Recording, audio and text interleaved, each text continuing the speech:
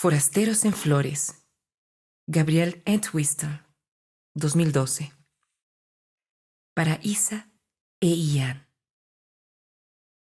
Los primeros meses en Capital, contra toda expectativa, resultaron un desastre. Héctor se alojaba en una pensión estudiantil situada en Once, a la vuelta del Hospital Ramos Mejía. Los dueños de esta se quedaban con la mitad de su estipendio, aunque el servicio no incluía alimentación. Compartía entonces el dormitorio con un chileno obeso y de voz finita, alumno de medicina, desordenado y roncador como un cerdo. Demasiado considerado, no protestaba. Dormía solo cuando el chileno iba a clases. En la pensión, como en el sistema carcelario, el robo era un proceso naturalizado, hasta el punto que los jóvenes aparentaban incurrir en él solo para añadirle picardía a las tardes.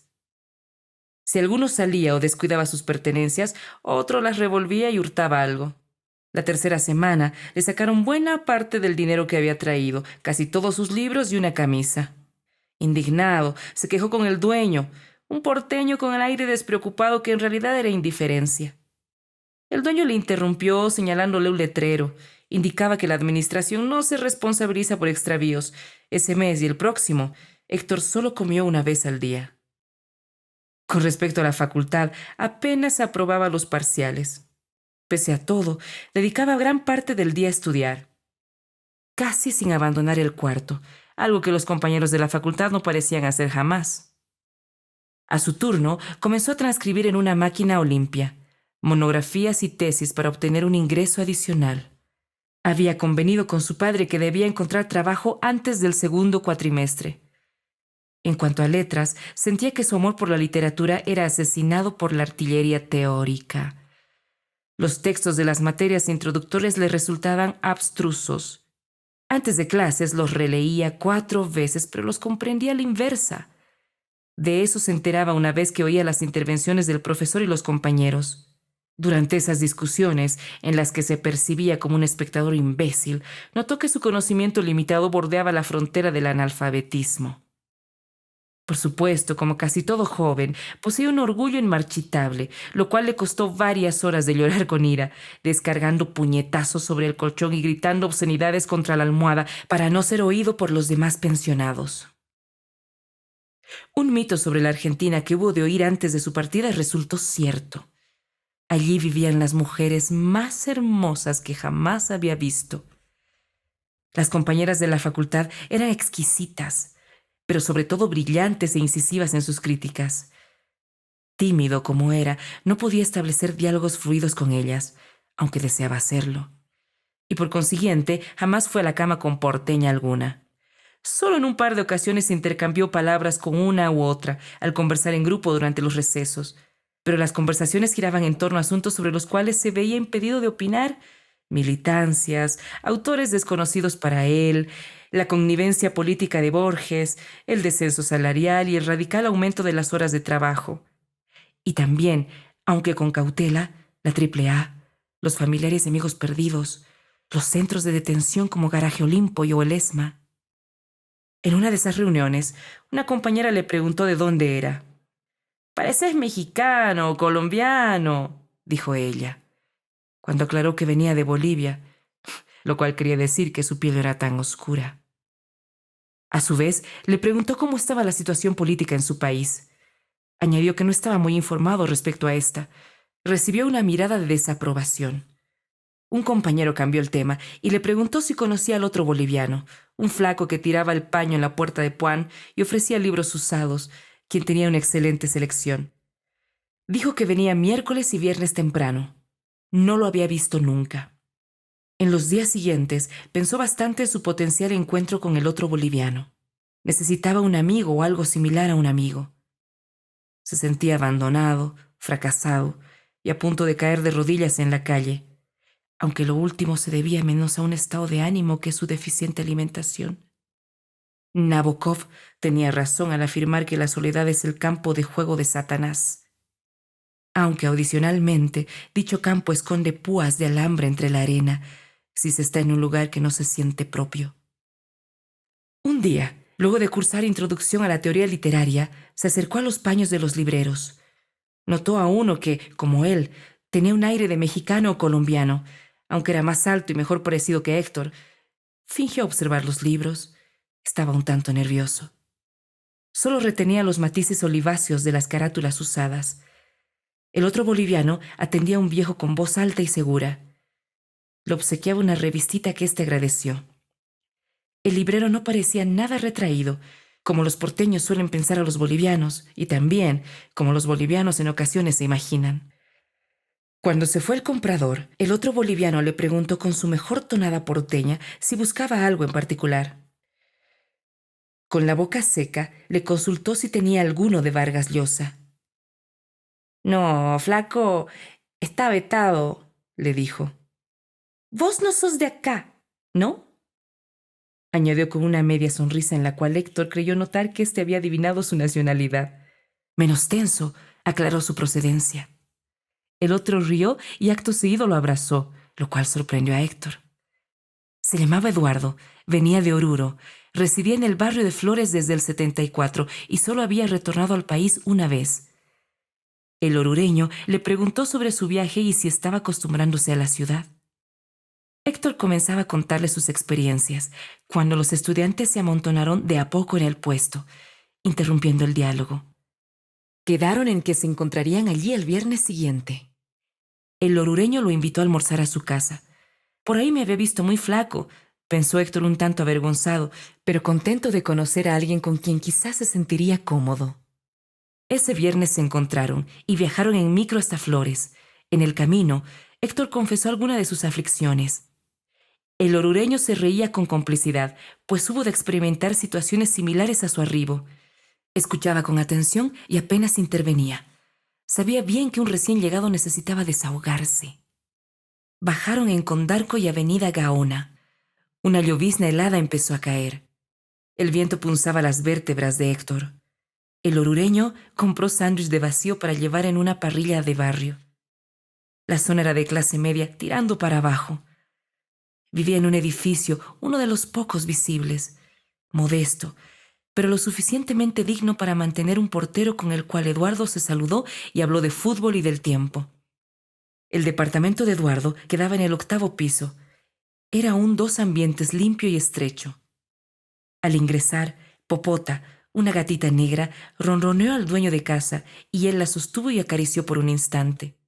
Casi no había muebles. El comedor estaba repleto de cajas de libros y libros apilados en el suelo.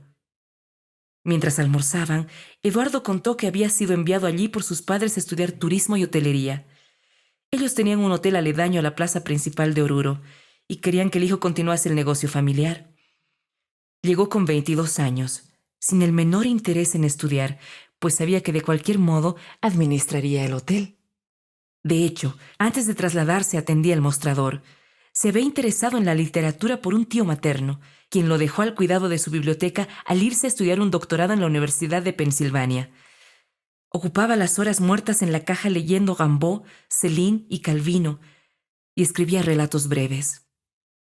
En principio, recibía dinero como para vivir solo en Palermo, pero eligió quedarse en una pensión similar a la de Héctor, por constitución, con tal de solventar otros placeres. Invitaba a las compañeras de la facultad al cine, a cenar, a bailar, a beber y a coger. En su defecto, salía con amigos en busca de pibitas del interior que laburaban en cabarets del microcentro o de la zona norte. Poco después, en la pensión, le sacaron dinero y un tocadiscos. Lo del tocadiscos le pareció un descaro. Sobornó a un pensionado para que delatase al responsable. Cuando se ausentó el último, entró en el cuarto, robó casi toda su ropa y le regaló un lingera. El otro, al regresar, entendió que el orureño se había vengado.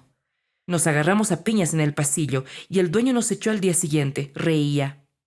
Averiguó entonces por barrios más baratos y acabó allí. Terminados los sándwiches, Héctor estaba satisfecho y experimentaba un calorcito amigable en el cuerpo. Eduardo se excusó, fue a su habitación y retornó con un Singani. Calentó agua y sirvió té con té. Ese primer año siguió. Estuvo inscrito en una universidad privada. Rara vez asistió a clases. Descubrió las ferias de libros usados de Parque Rivadavia y Parque Patricios, las librerías de saldo de calle Corrientes y las inagotables librerías de segunda mano de barrio. Acumuló libros raros a precios inverosímiles. Al finalizar el segundo cuatrimestre tenía una excelente biblioteca. Había reprobado olímpicamente la facultad y también había asistido a una conferencia de Borges sobre Shakespeare en la Biblioteca Nacional. Sin embargo, comentaba, el micrófono falló, por lo cual lo único comprensible del discurso era el nombre del inglés cada vez que era citado.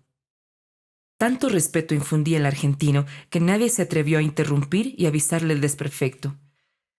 Este fin de año, continuaba, regresó a Oruro por las fiestas. Le contó al padre sus infortunios académicos. Este enfureció y acabó por expulsarlo del hogar. Extrañamente se sintió aliviado. A todo eso, añadía, perdió el contacto con mi familia. Retornó entonces a Buenos Aires. Había ahorrado y eso le sirvió para mantenerse durante unas semanas. Buscó trabajo. No halló por falta de documentación. Desesperado, se dedicó a la compra-venta de libros y desde entonces se sustentaba así.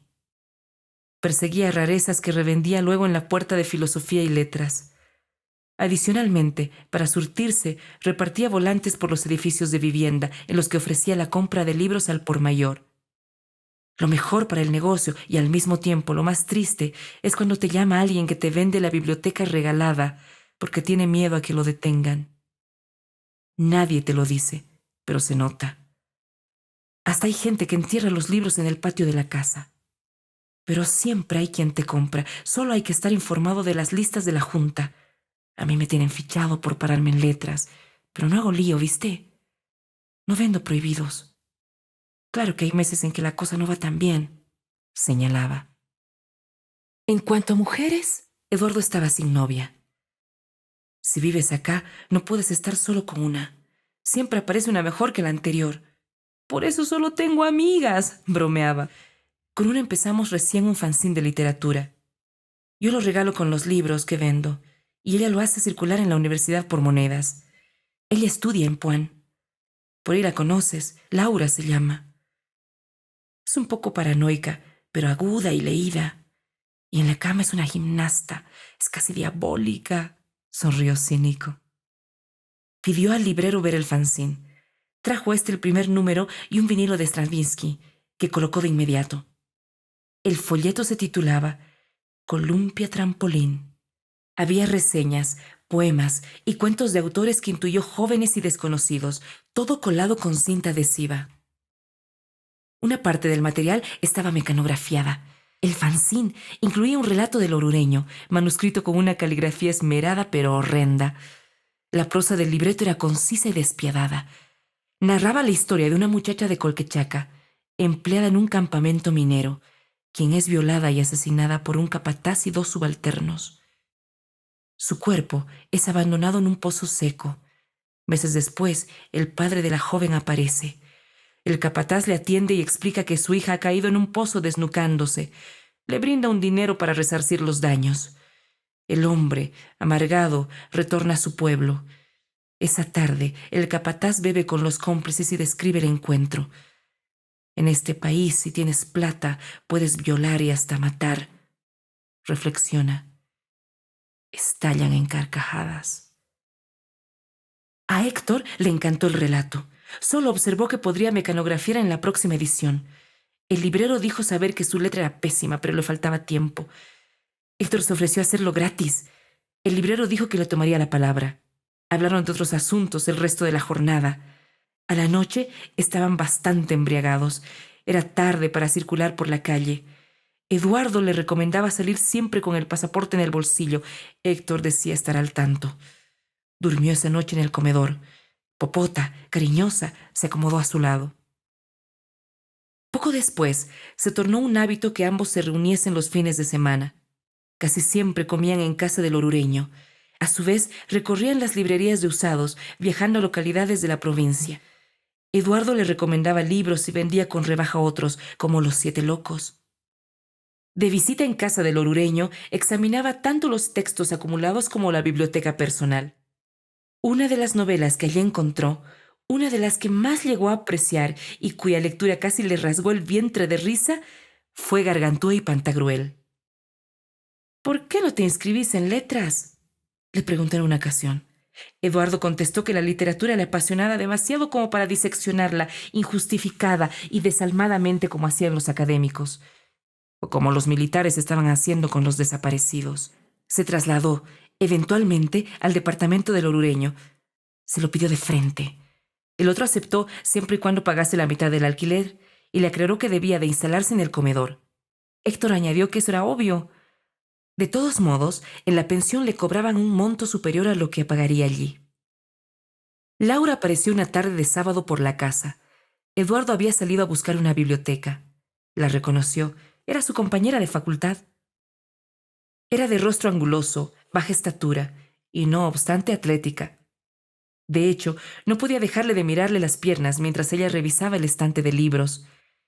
Y mirada firme. Daba la impresión de ocultar un arma. Le explicó el motivo de la ausencia del librero y que vivía allí. Sí, me dijo, contestó en seco. Se abstrajo luego en las cajas y en la biblioteca sin prestarle mayor atención. Al llegar Eduardo, ella lo llevó al dormitorio. Le preguntó quién era su nuevo amigo, si solía subalquilar a cualquiera que se le cruzase por la calle, que tenía que estar despierto, que a ella, el otro, le producía desconfianza, que en la facultad no hablaba con nadie. Héctor fue a la cocina. Ansió estar en otro lugar. Eduardo susurraba impaciente e inaudible. ¿Y a mí qué me importa de dónde es? ¿Quién lo conoce?, decía ella cada vez más alto. Encima tenés todos los libros ahí tirados. ¿Sabes lo que le pasa si algún vecino te ve y empieza a hablar? Hubo un silencio prolongado. La puerta del dormitorio se cerró. Tardó en decidirse a abandonar la cocina. Se acostó. Entre sueños los escuchó coger. Agudizó el oído para escucharla gemir. Fue imposible. Ella partió por la mañana. Héctor, recostado sobre el colchón en el piso, se hizo al dormido. Ambos evitaron mencionar el exabrupto de Laura. Eduardo por pudor, Héctor por amor propio. El primero optó por quedarse unos días en Utazaingó, en casa de ella. El último se ocupó en estudiar y realizar transcripciones. Procuró, vanamente, escribir ficción. Recibió una llamada del librero al cabo de unas semanas. Le decía que regresaría al día siguiente. Héctor mencionó que el casero había llamado. El orureño le dictó el teléfono de Laura, en caso de que se comunicara nuevamente ese ladrón. Por otro lado, mencionó que estaban armando el nuevo fanzín y que por favor se hiciera un tiempito para traspasar un texto suyo. El segundo relato del orureño también lo disfrutó, aunque le pareció políticamente arriesgado. Lo mecanografió enseguida. Este narraba la cotidianidad de una mujer porteña, quien detestaba a su marido, un hombre severo e insensible. La pareja va a la cama 3 veces por semana. Ella se asquea durante el sexo, pero él no lo percibe. El hombre acaba, se limpia y duerme. Insatisfecha, detesta el coito abrupto. Durante el día, mientras realiza los quehaceres del hogar, ella escucha a Charles Aznavour y fantasea con éste. En sus ratos libres, imagina posibles muertes para su esposo o los modos en que podría asesinarle sin que se le inculpe. Cuando éste llega del trabajo, ella lo saluda con un beso en la mejilla, mientras se dice: «Ojalá te mueras, castrense de mierda». Pocos días luego de lanzar el último fanzín, Laura visitó el departamento. Estaba nerviosa. Héctor terminaba de vestirse en el baño. Ella le preguntó a Eduardo si se daba cuenta de las estupideces que hacía. Él preguntó de qué hablaba. Le mostró una copia de su último texto. Leyó la parte que le señalaban. Se sorprendió. Debió decir castrado en lugar de castrense, explicó Eduardo. Laura recriminó cómo había sucedido ese error si ella hubo de revisar el manuscrito. Él admitió haber derivado el trabajo de mecanografiado. ¿Pero vos no lo revisaste?, preguntaba. El librero se escondió de hombros. Laura lo miraba desafiante. Le preguntó quién fue el subnormal que lo transcribió. Héctor hacía tiempo en el baño. Laura recordó que él mecanografiaba.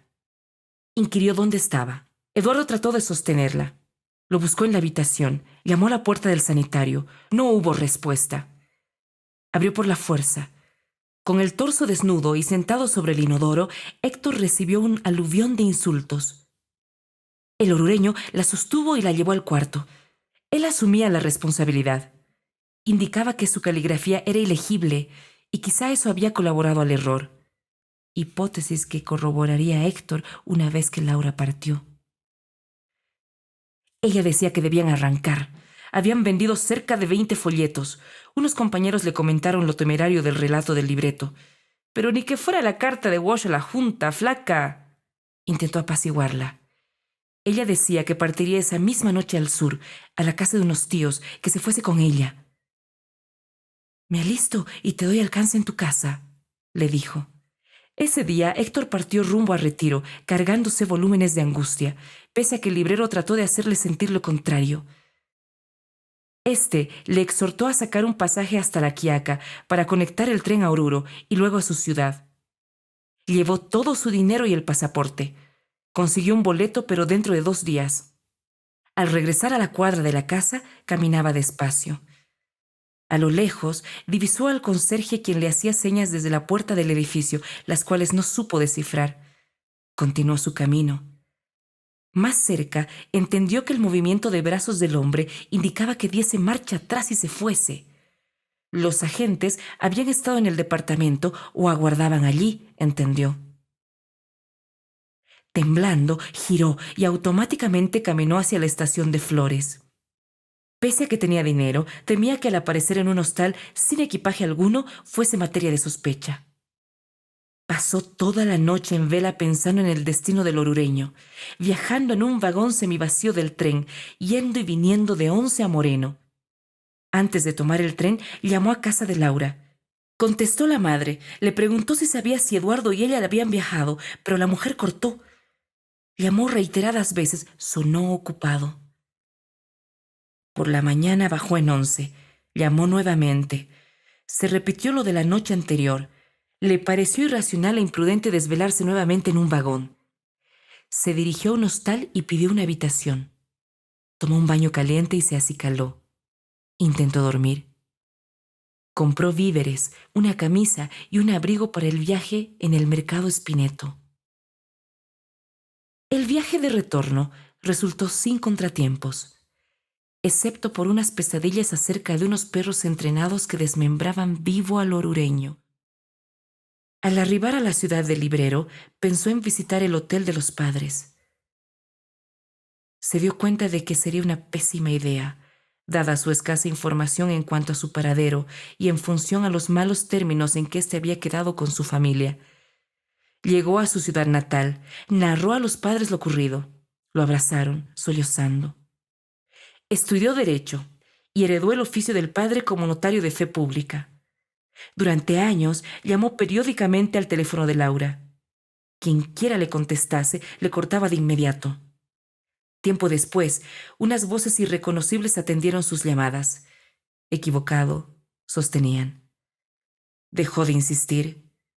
Con el retorno de la democracia, jamás se animó a indagar si el librero o su amiga figuraban en la lista de desaparecidos. Creía no poder lidiar con esa culpa. Hasta ahora ejerce como notario. En su tiempo libre, escribe extensos relatos que pierden sentido tras la tercera línea.